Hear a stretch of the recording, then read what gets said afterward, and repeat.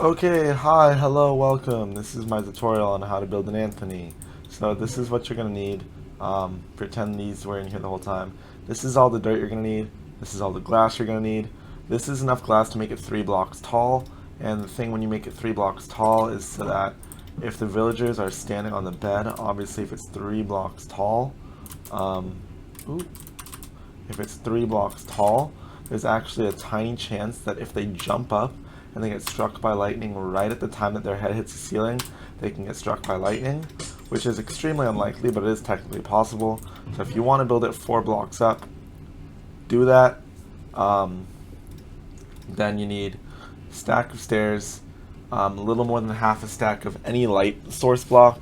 I use sea lanterns because they look pretty, but it can be like shroom lights, jack-o'-lanterns, any of those. A little more than a stack of trapdoors, 4 composters, a little more than a stack of deep slate, or I guess any really building block. I just like deep slate because it looks pretty. And then you're going to need 16 beds, and then you're going to need stuff to transport your villagers into it, usually mine carts. You're going to need temporary blocks, and you're going to need water. So then you're also going to need a crap ton of slabs.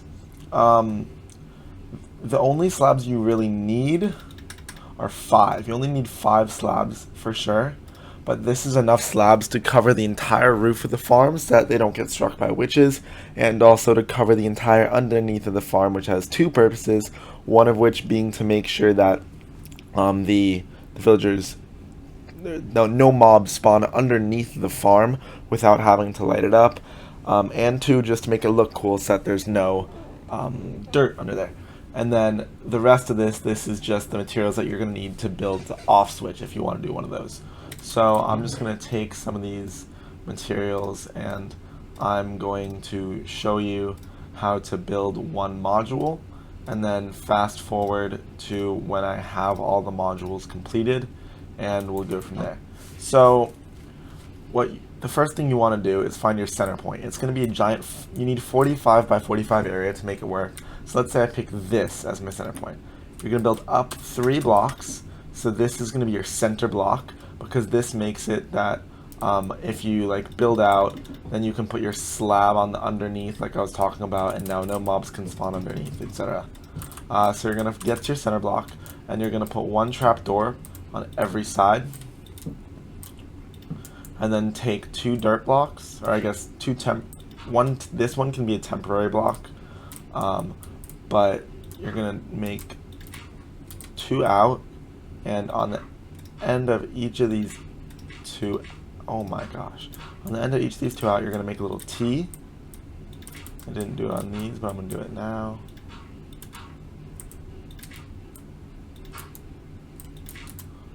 Ooh. Like that. Then you can take out these 4 temporary blocks in the middle, and you can put trapdoors on these dirt blocks. And then what you need to do is you need to build a 9 out diamond in each direction with a slab in the middle. So I actually didn't grab one of my slabs, so I'm just going to do that now. So let's start with this one. So this is 1, 2, 3, 4, 5, 6, 7, 8, 9. Then you're going to put your slab down, and then you're obviously going to put 1 dirt on each side, and you're going to go 9 out on each direction. And then after that, you're going to make the little T on each of them, just like you did with the first one.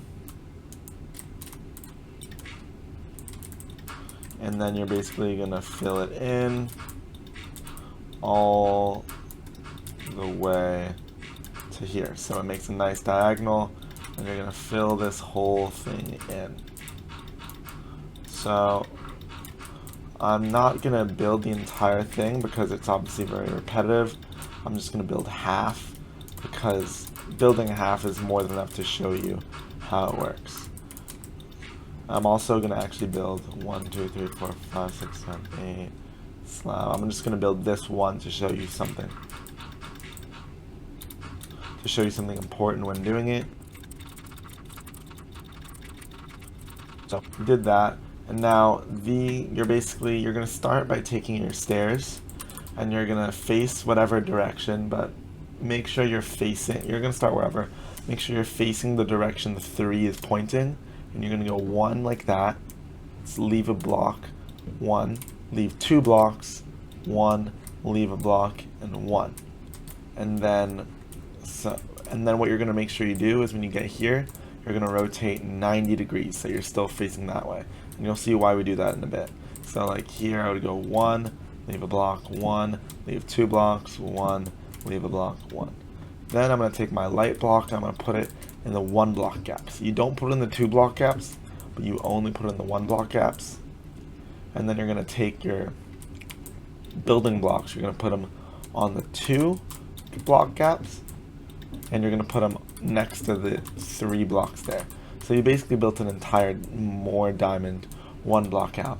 And then what you're gonna do is you're gonna put trap doors that are vertical on all the stairs, so that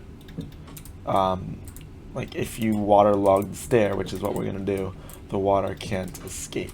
So you did all that, and now you'll see like why we did it like this, because now if we just tried to like do it, oh, symmetrical, I went facing this way this side, so I'm gonna go facing this way this side, so I'm gonna go symmetrical, but now I can't place the trap door down because this one's there, which is why you always have to rotate 90 degrees and be facing that specific direction, because then now I can place the trap door. Ooh.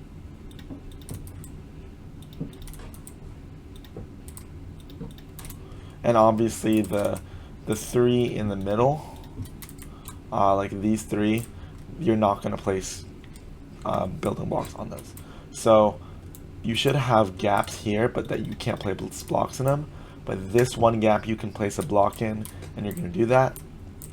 And then the other thing you're going to do is, oh, actually no, the next step is just to waterlog all the stairs and the slab in the middle. So what I usually like to do is just build 1 infinite water source in every module. So like I build 1 here, I build 1 there, 1 there, 1 there, because it just makes it easier.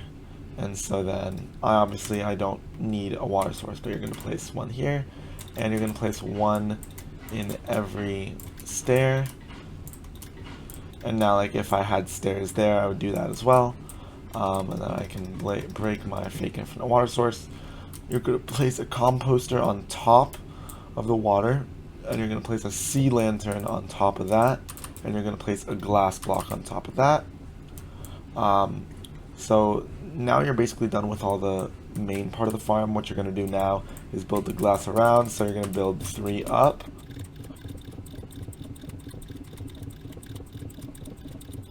And just to show you, I'm going to build up just this corner, because then what you're going to do is you're going to build up these in the middle with glass, because otherwise weird things happen, and I've had mobs like fall inside those holes, and it gets really annoying. So then other than that, what you're going to do on these 3 blocks, you're going to build up 3, up 3, 1 across, and a trapdoor there. And so like I said, if you want to build 4 high, you can do that. If you want to build 2 high, which you can do, but it makes it sad, villagers can technically get struck by lightning through the ceiling. This would be like your roof of slabs. Ooh. This would be like your roof of slabs right here. So you would just put the trapdoor on that, but we're not doing that. So, and then what you're going to do is you're going to make a giant roof of slabs over the whole thing. And yeah, then once you finish that all the way around, that's essentially 1 module completed. And then like I said, you can place slabs on the underneath like this, because then if the ground is flat here, no mobs can spawn. You can also and it also makes it look good because then you don't see the dirt underneath. If you want to, you can also just place light source blocks underneath so that mobs don't spawn that way. But so obviously I only built half, but that's how you build 1 module. So I'm going to jump cut, and on my already built one, I'm going to show you how to put the villagers in and how to finalize the farm. Okay, so now we're back. This is what it's going to look like from the top once all 4 modules are completed. And oh, from the inside, it's going to look something like this. So now essentially what you're going to do, you're going to pick one of your modules. I'm going to pick this one. You're going to make just like a 3x3 hole. This is where your villagers are going to fall through. So then take your temporary blocks and just build a minecart track over to where your villagers are being kept. I'm just going to say I'm keeping them right here.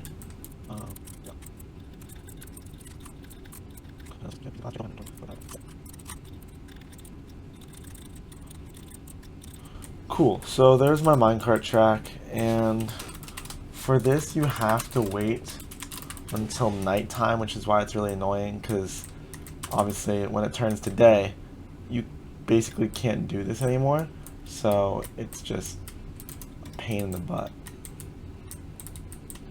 So your villager is going to go, he's going to fall, he's going to take a little bit of damage, but he's really fine. Now what you got to do, just place a bed down in any one of the modules that he's not in. And honestly, what you can also do is place the beds down before he gets there. The other thing is make sure that these are all up so that they can walk through without problem. And the thing I forgot to do, but you should do, is place temporary blocks like this so that they can't fall into the villager collection chute. So this is what it should have looked like when I started, but obviously I didn't do that. Villagers work a little bit differently in creative, so there's not as big of a risk. But when you're doing this in survival, you should definitely make sure, especially since you can't just spawn infinite villagers. So look, as soon as I break the bed, he's going to instantly pathfind to this other bed. And once you get both beds populated, what you're going to do is you're going to put a trapdoor on that glass block that I showed you. Because this needs to be broken so they can walk in. But once they both walked in, you're going to do this so they can't walk back out. You are going to leave the trapdoors open though in case a villager accidentally walks there. And so this part I would definitely recommend doing with a friend, because to get all the villagers and all the pathfinding done in one night cycle is actually a lot harder than it looks. So he's already pathfinding.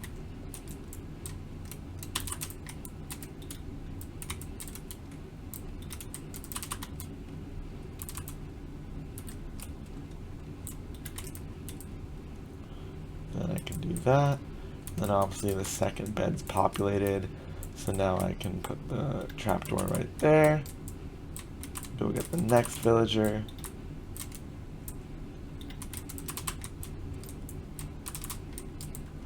And so notice how I'm doing the module that the villager fell in last. And the reason why I'm doing that is because essentially the reason why I have to put the trapdoors there while I'm doing it is because if it does turn to day, and they're like, obviously they're sleeping now, so it's fine. But if they get spooked by something random, or if it turns to day and they all wake up, you need them to stay in their modules that they're in, so that number one, they don't pathfind to other composters, and number two, they don't pathfind to different beds. That's the other thing when you're in survival. You need to make sure that each of them pathfind to the right composter.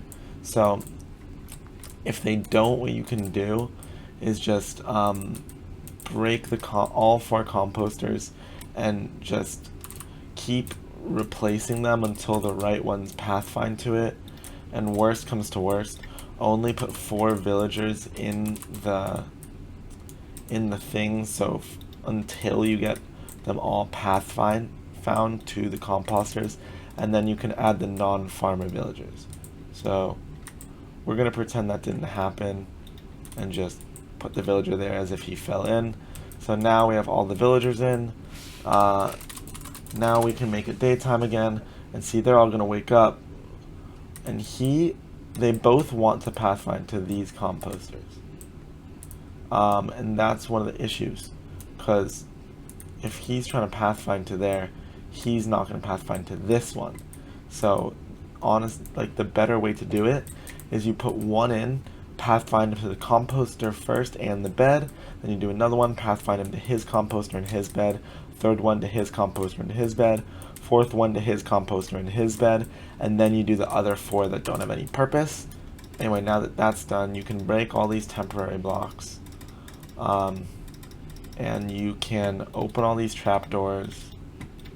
And what you're going to do is you're actually going to take your beds, and your temporary blocks are going to go, here are your bottom slabs that go underneath. It's going to go 1 below that.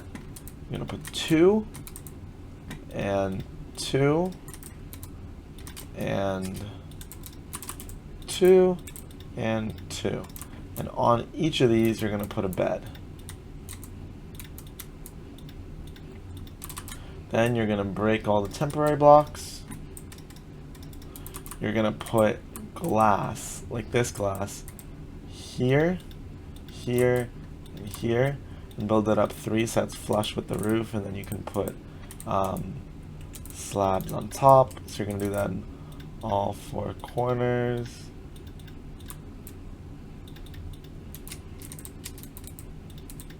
And obviously this isn't going to work right now because I messed up all their pathfinding for the sake of making a quick tutorial, but the way I explained how to do it, it should work in your survival world. If not, you can always let me know.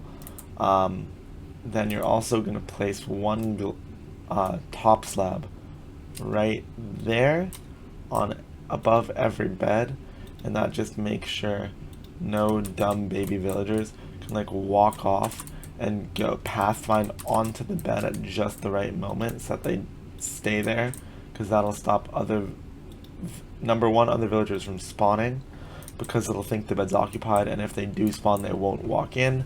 Anyway, so you're going to place those slabs, and then you're going to take glass, build up 3 blocks in the center, and put a block, so you're going to have a little triangle shape. And then obviously you can patch up this hole on the roof, and you can break all of your stuff for the villagers. So technically that's the entire farm done. Once you get the pathfinding done, that should now be working, and baby villagers should be popping down into this 5x5 space right here. The next part I'm going to show you though is how to build an off switch for it. Because this farm is so crazy efficient, you really need like what we call the off switch to make sure that you don't get so many villagers that you crash the game. So what you're going to want to do is here, like I'm hitting my head on the bed, so I'm actually going to build down 1 more block.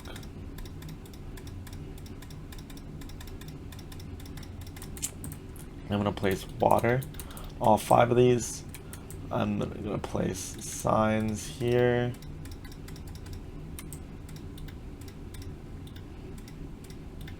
I'm going to dig down 3 blocks. And now that I'm here, I'm going to put more water here. When I get to the end of the 5, I'm going to dig down 3 blocks here. I'm going to dig down 1 here, and then do these 3 blocks. This way it makes it so that the water's stronger. I'm going to go another 3 blocks on the lower level, and then put a sign. I'm going to break this block. I'm going to break all 4 of these. I'm going to dig this down however many you want to, and this is where I'm going to put my lava. Then what you want to do is dig out a big space where you can work. You're going to put a sticky piston right here, and you're going to put 3 more sticky pistons right here. The way you're going to, sorry, actually I misspoke. you don't want that sticky piston there. You actually want it on this side. You want that sticky piston here. And here you want to have your dispenser, and you want to have an observer right there.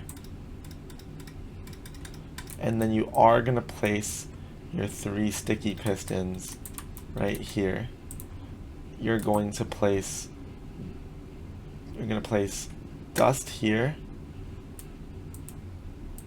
Sorry, I misspoke one more time. You're going to place these right here. Place the dust there. Place a torch here.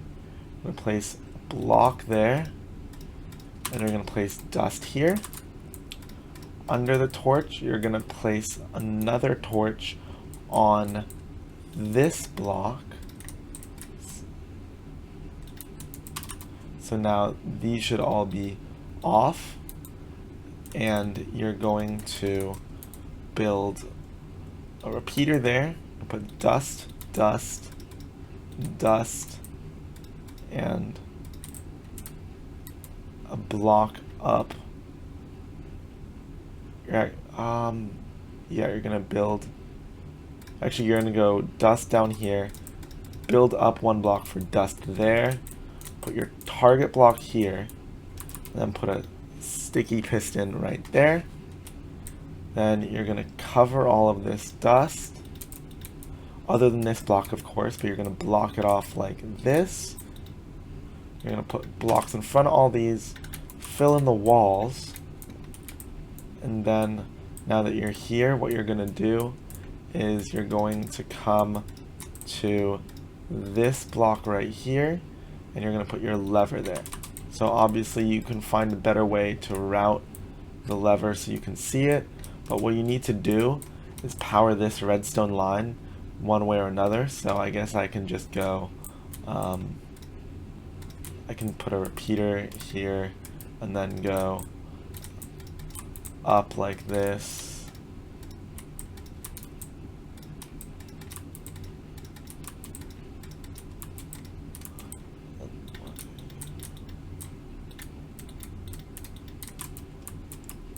And then this can be my switch.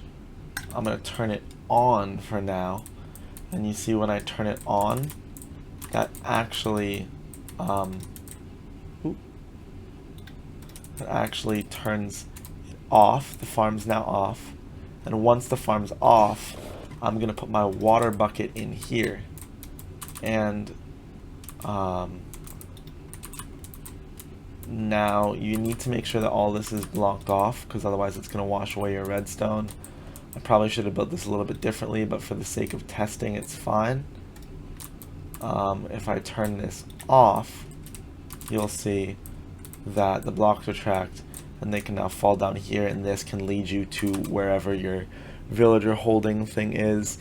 And yeah, then you turn the lever on again, and any villagers that pop out are going to fall into that lava.